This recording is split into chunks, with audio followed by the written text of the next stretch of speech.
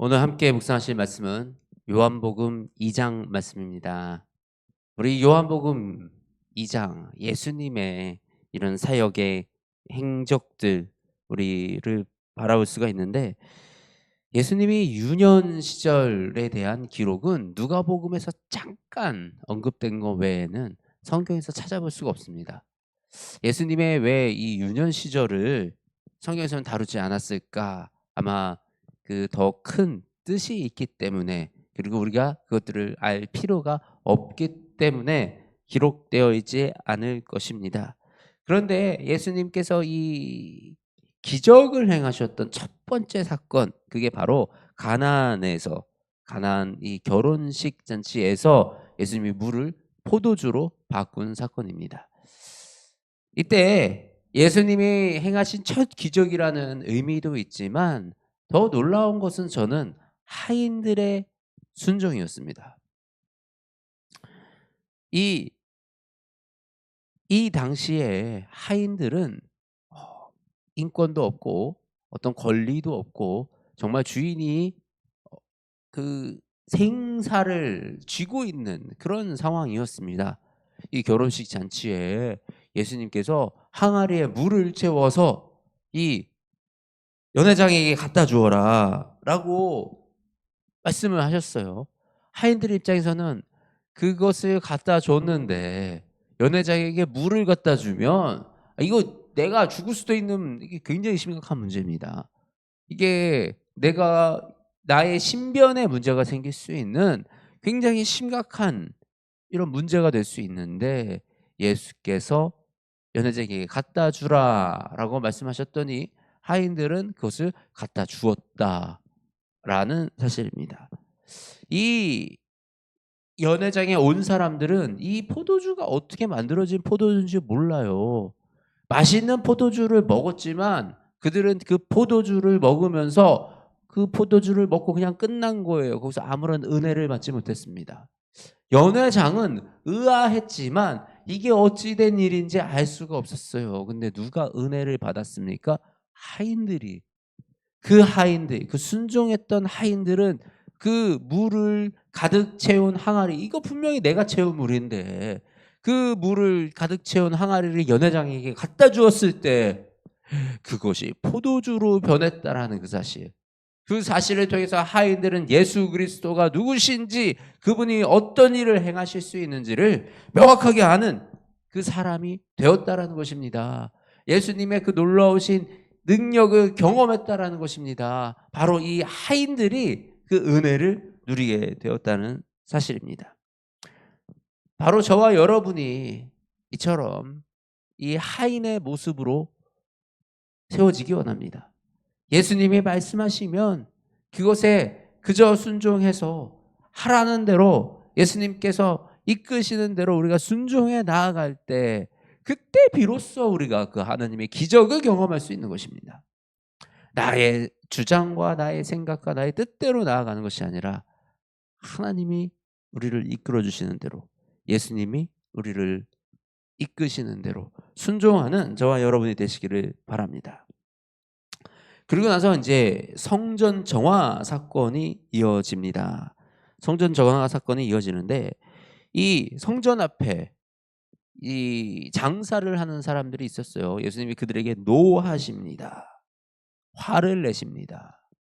자, 이 말씀을 잘못 이해하면 우리가 그 교회에서 장사를 하고 성전 앞에서 뭔가 내가 좀 먹고 살려고 뭔가를 하고 뭐 이런, 그래서 이런 것들이 예수님이 화내시고 안 좋은 거다라고 생각할 수도 있어요. 그런데 본질적인 것을 좀 살펴봐야 됩니다. 당시 여기 보면 성전 안에서 소와 양과 비둘기 파는 사람과 돈 바꾸는 사람들, 자, 환전하는 사람들. 이 환전은 어떤 환전입니까? 이 이스라엘 당시에 쓰던 이 로마의 돈을 다시 이 이스라엘의 돈으로 환전하는 거예요. 근데 그 환전하면 우리가 뭐가 붙어요? 환전 수수료가 붙고 환율이라는 게 있죠. 이 환전 수수료와 환율을 폭리로 취하면서 여기서 막대한 이득을 취하고 있는 아주 이 독과점적인 이런 수익 구조였던 것입니다.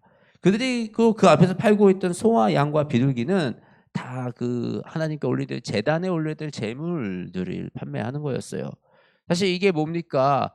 우리가 가장 귀한 걸로 미리 준비해서 가지고 올라와서 그렇게 판매를 해야 되는데, 그렇게 우리가 이제 제물을 올려야 되는데, 이들은 그렇게 하지 않고 그 앞에서 그 제물들을 사서 그렇게 제사에 드려지는 그 모습. 그런데 이 상권이 어떤 상권입니까? 이 교회 엄청나게 이 6월절에는 전 세계에 모여 있는 유대인들이 이 예배를 드리게 제사를 드리기 위해서 교회로 찾아오는 그 시기였습니다.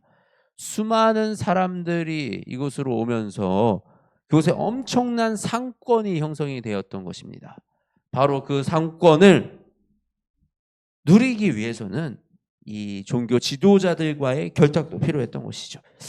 바로 이런 종교를 통해서 이 제사를 통해서 돈을 벌려는 결탁 세력들, 온전치 않은 그 마음들을 예수님께서 보시고 그래서 화를 내시는 것입니다. 저는 어렸을 때 이 예수님께서 이렇게 책상을 뒤집어 엎은 이 사건이 굉장히 인상 깊었어요.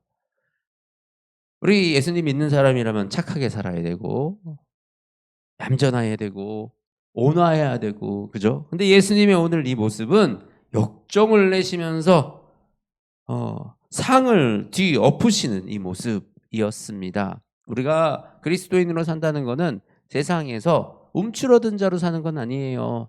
당당한 자로, 그리고 불의를 참지 아니하는, 그리고 불의에 저항하는 그 당당한 자로 살아가는 것이 우리 기독교인들의 모습입니다.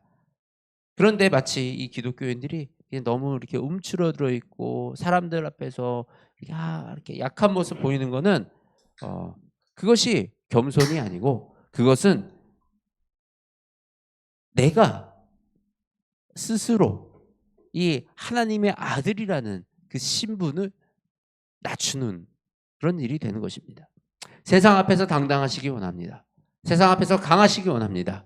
우리는 하나님 앞에서 겸손하고 하나님 앞에서 낮아지는 것이지, 우리는 이 세상 사람들 앞에서 낮아지는 것, 그것이 이 성경에서 말씀하고 있는 그 겸손이 아닌 것입니다. 우리 이렇게 예수님은 이 성전을 지키시고 새롭게 하시면서 사흘 만에 내가 그 성전을 다시 일으키리라, 이 성전을 헐라 내가 사흘 만에 일으키리라 라고 말씀을 하십니다. 이 성전의 참 주인은 예수 그리스도시고, 우리가 이 교회 안에서 예배를 드리지만 우리가 예수님이 안 계시고 예수님을 바라보지 않고 예수님을 높여드리지 않고 이 교회에서 예배 드리는 것은 아무런 의미가 없는 것입니다. 우리가 이 교회를 열심히 섬겨요. 근데 교회를 섬겨요. 잘못된 것입니다. 목회자를 섬겨요. 네, 잘못된 것입니다. 우리는 예수 그리스도만 섬기는 저와 여러분이 되시기를 원합니다. 그리고 예수 그리스도를 섬기며 나아가는 그 길 속에 우리가 협력하여 하나 되고 주님 안에서 한 공동체, 주님을 사랑하는 그 공동체로 온전한 교회를 세워 나아가기를 주님의 이름으로 축복합니다. 하나님 감사합니다. 우리 이 말씀을 통해서 우리를 돌아보게 하시며 이 예수님의 행적과 예수님의 가르침과 예수님이 걸어가셨던 그 길들을 통해서 아버지 우리의 믿음 생활을 어떻게 지켜나가고 우리가 어떻게 붙잡아 나아가야 할지 주님 배워갑니다. 우리에게 이 말씀을 더하시고 또 우리에게 능력을 더하시니 주님 우리 하루하루 순종하여 나아가게 하여 주시옵소서. 이 시작되는 월요일 날 주님의 말씀에 붙들려 한 주가 시작되어지기 원합니다. 주님 우리와 함께하여 주시옵소서. 아버지 지금 너무나도 많은 고통 속에 있는 이 산불 이재민들과 또 미얀마에서 이 강진으로 인해서 난 이런 지금 피해자들, 아직 그 피해 규모조차도 정확하게 알 수 없는 이런 사건들 앞에서 아버지 우리는 너무나도 연약하고 낮고 작은 자라는 사실을 다시 한번 깨닫습니다. 주님, 우리의 능력과 우리의 힘으로 살아가는 것이 아니라 우리가 아버지의 능력으로 아버지의 힘으로 이 땅을 살아나가기 원합니다. 그곳 지금 이 피해 지역들에 있는 그 사람들의 마음을 주님 위로하여 주시고 속히 회복되어 일상을 되찾게 하시며 아버지 가족을 잃은 슬픔, 아버지 그 사랑하는 나의 모든 것들을 잃은 그 슬픔 주님 위로하여 주시고 그곳에서 다시 주님을 바라보고 주님과 함께 새 꿈을 꾸고 새 희망을 품는 아버지 그들이 될 수 있도록 주님 도와주시옵소서. 아버지 긍휼을 베풀어 주시옵소서. 사랑이 많으신 우리 주 예수 그리스도의 이름으로 기도드립니다.